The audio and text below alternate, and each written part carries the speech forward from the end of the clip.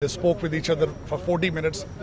That was a very symbolic call. It means that United States, it reflects the United States is behind Pakistan, and they realize how sensitive this issue is. And today, after 1965, after 50 years gap, first time the United Security Council is listening and watching the Kashmir issue. It's a huge success for Pakistan foreign policy and the Pakistan's issue. And then another biggest victory is the 4 out of 5 permanent members. They have spoken and shown their interest and their reservations, and they have expressed their concerns. So I think it was the biggest success for Pakistan on the diplomatic front, and I think this will be not a last success. It seems like Pakistan will maintain its pressure and moving towards another success stories. But do you think Pakistan needs to step up its diplomacy and keep the world informed about the situation in Kashmir, where there is a clampdown and people are facing persecution? I believe Pakistan has a very successful steps. They have taken a very successful steps towards the West, towards the US and towards UK and other permanent members. But Pakistan is lacking the support from Islamic world. I believe the Imran Khan Prime Minister needs to make some calls to the Muslim leaders. I think the Foreign Minister Qureshi need to go to visit these countries and tell them what is going on in Kashmir. Here I wanted to mention that Kashmir is in a lockdown situation.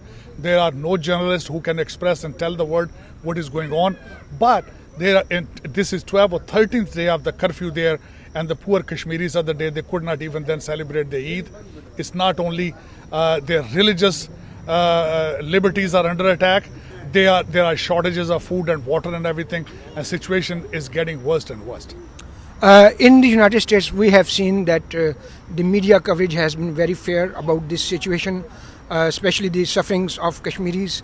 But what is the position and what is the perception and understanding of the Kashmir imbroglio on the Capitol Hill and within the US administration? This is very noticeable these days. The American lawmakers, some congressmen and senators, they are very sympathetic across the board. Either they are Republican or Democrats. They are very sensitive about the issues. Some of them, they have expressed their concerns. And even then, the Indian lobby is so strong in Washington D.C. I see the support from the legislators and from the White House. This is very remarkable. I believe Pakistan needs to maintain its position and keep informing the world what kind of issues the Kashmiris are facing in India.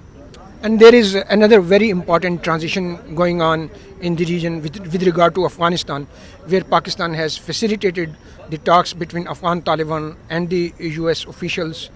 How do you foresee that process playing out on the US-Pakistan relations in the upcoming months? Here I wanted to mention the Afghan issue is very dear to the current administration's heart and mind, because Mr. President has promised during his elections, it was part of his mandate that he will bring the forces back home before 2020. But this issue brought Pakistan and America closer. But this is not the only reason. A Republican administration, Donald Trump administration, wanted to balance the relationship in that region. They don't have the same relationship like Obama administration had it. Today they are having tariff war.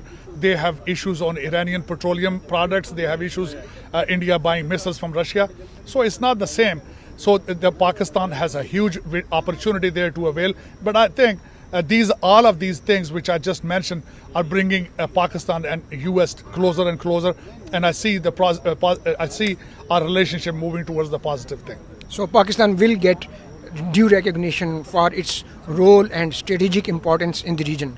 Definitely, I think America realized that Pakistan is a strong ally. Pakistan has played a major role against terrorism, and I think that Pakistan can protect the American interest in that region. Thank you very much. My pleasure. Thank you.